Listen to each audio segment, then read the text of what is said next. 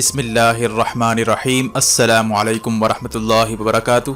Pakistan army की जानिब से चीनी साख्ता third generation military tank VT-4 को मैदान में उतारे जाने के बाद पाकिस्तान अपनी स्ट्राइक कैपेबिलिटी में इजाफा करने जा रहा है, जबकि चीन की पीपल्स लिबरेशन आर्मी भी यही टैंक्स लेकर इंडिया के बॉर्डर पर पहुंच रही है।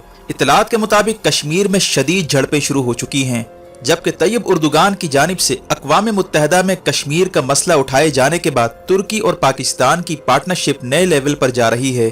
दूसरी तरफ अमरीकी रिपोर्ट का कहना है कि चीन ने इंडिया के सैटेलाइट कम्युनिकेशन पर कई बार हमले किए हैं और इंडिया के कमांड एंड कंट्रोल सिस्टम का डेटा हासिल करने की कोशिश की है, जबकि इंडिया और चीन के दरमियान फौजी मुज़ाकरात जो 14 घंटे तक जारी रहे थे वो एक बार फिर नाकाम हो चुके हैं। इंडिया का कहना है कि चीन ने चुमुर एरिया जो जुनूब मशरकी लद्दाख में वाक़ है वहां पर S-400 नामी दिफाई मिसाइल सिस्टम नस्ब कर दिया है, जहां से इंडिया की एयर बेसिस पर उड़ने वाले तैयारों को निशाना बनाया जा सकता है। मज़ीद तफसीलात में जाने से पहले असलियत टीवी को सब्सक्राइब करते हुए बेल आइकन पर क्लिक करें ताकि हर आने वाली वीडियो का नोटिफिकेशन आपको बर वक्त मिल सके। नाज़रीन कराम, आर्मी चीफ जनरल बाजवा की जानिब से गिलगित बल्तिस्तान को सूबा बनाए जाने का इंदिया देना और जंगी तैयारियां तेज करने के ऐलान के साथ ही पाकिस्तान आर्मी ने VT-4 नामी मिलिट्री टैंक को मैदान में उतारने का फैसला किया है। ये वही टैंक है जो अल खालिद टैंक की फैमिली से ताल्लुक रखता है। आर्मी चीफ जनरल बाजवा ने जहलम में इस टैंक का मुजाहरा किया। इस टैंक में हंटर किलर कैपेबिलिटीज मौजूद हैं। इसके जरिए हैवी मशीन गन के साथ साथ गाइडेड मिसाइल से भी फायर किया जा सकता है, जबकि ये लेजर रेंज फाइंडर भी है, यानी लेजर के जरिए टारगेट को सिलेक्ट किया जा सकता है। चूंकि इसमें थर्मल इमेजिंग सिस्टम नस्ब है, इसी वजह से इसे थर्ड जनरेशन टैंक कहा जाता है।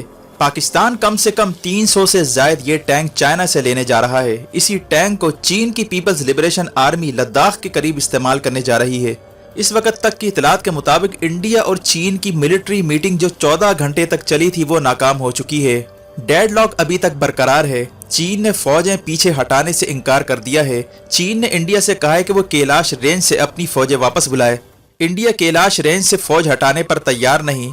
इंडिया का ख्याल है कि कैलाश रेंज पर से चीनी फौज की एक्टिविटी को मॉनिटर किया जा सकता है, बसूरत दीगर उसे मजीद इलाकों से हाथ धोना पड़ सकता है।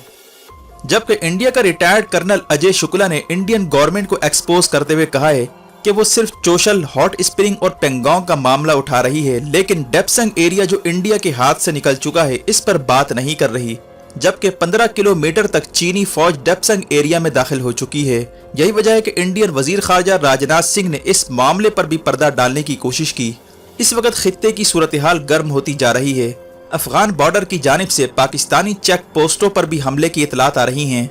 इंडिया की जानिब से अफगानिस्तान की जानिब से फ्रंट खोलने की नाकाम कोशिश की जा रही है। NDS और अशरफ गनी की हुकूमत को मोहरे के तौर पर यूज किया जा रहा है। वजह साफ जाहिर है कि तालिबान काबुल की जानिब बढ़ते जा रहे हैं। अफगान हुकूमत का कहना है कि जिन तालिबान कैदियों को छोड़ा गया है वो अब दोबारा लड़ाई में हिस्सा ले रहे हैं। अमेरिका को हर सूरत मई 2021 में पूरी फौज अफगानिस्तान से निकालनी है। इसीलिए इंडिया की कोशिश है कि अफगान पीस टॉक्स नाकामी का शिकार हो जाए ताकि अमेरिका किसी तरफ वहां से ना जाए। जबकि अफगानिस्तान में प्रॉक्सी वॉर के अलावा गोल्ड और मिनरल्स पर भी रस्साकशी शुरू हो चुकी है। फॉरेन पॉलिसी का कहना है कि तालिबान के जेर कंट्रोल इलाकों में मुख्तलिफ धातें, खास तौर पर सोना भी निकाला जा रहा है।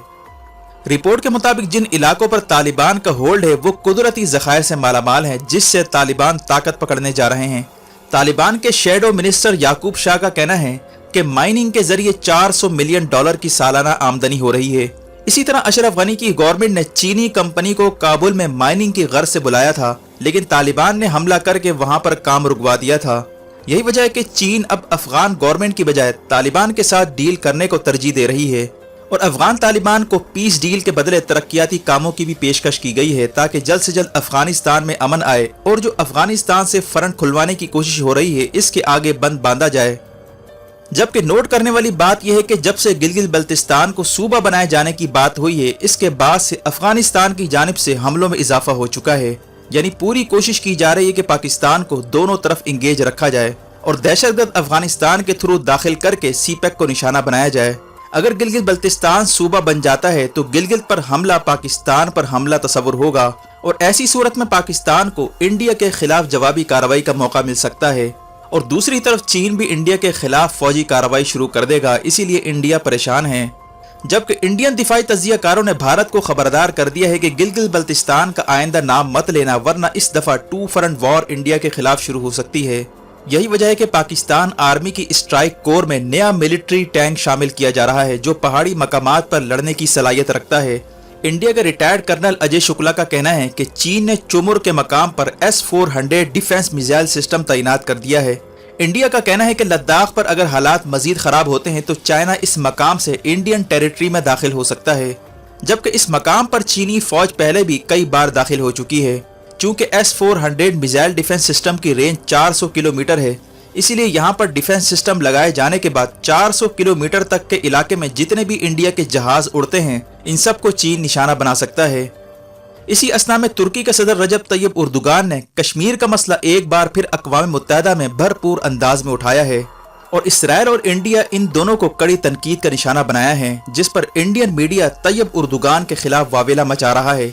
इन्हें खदशा है कि इस कज़िये में तुर्की इंटर ना हो जाए और तुर्की को बहरे रूम के मसले में जितना हो सके उलझाया जाए।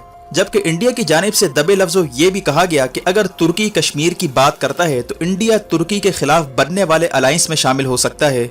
जबकि तुर्की के खिलाफ यूरोप के इंतहा पसंदों ने ये तक तजवीज़ दी थी कि तुर्की को तोड़कर कुर्दिस्तान बनाया जाए और कुर्दों की हिमायत की जाए और मुख्तलिफ कौमियतों और मुख्तलिफ कबाइल में फूट डाली जाए ताकि तुर्की ऑटोमान एम्पायर की बात करना छोड़ दे।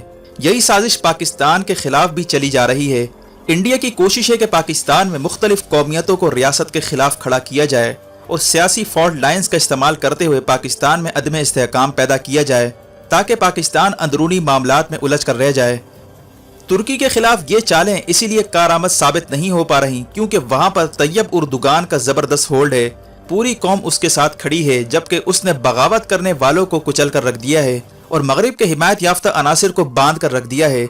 यहाँ तक कि तुर्की की फौज में से जिन लोगों ने बागियों की हिमायत की, इन्हें हजारों की तादाद में नौकरी से फारिग किया गया, जिसकी वजह से तुर्क एयरफोर्स में पायलटों की कमी वाक़ई हो गई थी। यही वजह है कि पाकिस्तान एयरफोर्स के पायलट्स की तुर्की में भर्तियां की गई थी। दूसरी तरफ अमेरिका की एरो स्पेस इंस्टीट्यूट ने रिपोर्ट जारी की है जिसके मुताबिक चीन ने 2007 से लेकर 2018 तक कई बार इंडियन सैटेलाइट्स पर साइबर हमले किए हैं। जबकि 142 सफ़ात पर मुश्तमिल रिपोर्ट में मजीद कहा गया कि चीन ने इंडिया के JPL नेटवर्क पर हमला करके सारा कंट्रोल अपने हाथ में ले लिया था। यानी इंडिया की खुफिया इंफॉर्मेशन मुमकिना तौर पर चीन के पास जा चुकी हैं। चीन ने काउंटर स्पेस टेक्नोलॉजी डेवलप कर ली है जिसके जरिए सैटेलाइट्स के कम्युनिकेशन सिस्टम को जाम किया जा सकता है। जबकि चीन सैटेलाइट्स के खिलाफ डायरेक्टेड एनर्जी वेपन और जैमर्स के जरिए हमला करने की भी सलाहियत हासिल कर चुका है। इसी तरह पेंटागन का ये भी कहना है कि चीन ऐसी टेक्नोलॉजी डेवलप कर रहा है जिससे दुश्मन को अंधा और बहरा किया जा सकता है, यानी इसका कम्युनिकेशन का निज़ाम मुकम्मल तबाह किया जा सकता है। हालिया अमरीकी रिपोर्ट इंडिया के लिए काफ़ी तशवीशनाक है जिसकी वजह से इंडिया के लिए साइबर सिक्योरिटी का मामला इंतहाई संगीन हो चुका है। वाज़ेह है कि चीन की जानिब से स्ट्रेटेजिक सपोर्ट फोर्स की बुनियाद 2015 में रखी गई थी जिसका मकसद इलेक्ट्रॉनिक वॉरफेयर, स्पेस और साइबर वॉरफेयर लड़ना है। जबकि इतलात आ रही हैं कि लद्दाख और इंडियन बॉर्डर पर स्ट्रेटेजिक सपोर्ट फोर्स को चीन ने एक्टिव कर दिया है जो इंडिया के कम्युनिकेशन सिस्टम को जाम कर सकता है। यही वजह है कि खित्ते में हालात अब तेजी के साथ तब्दील होते नजर आ रहे हैं। वीडियो देखने का शुक्रिया। अपना और गिरदनवाह के लोगों का ख्याल रखें। फी अमानिल्लाह।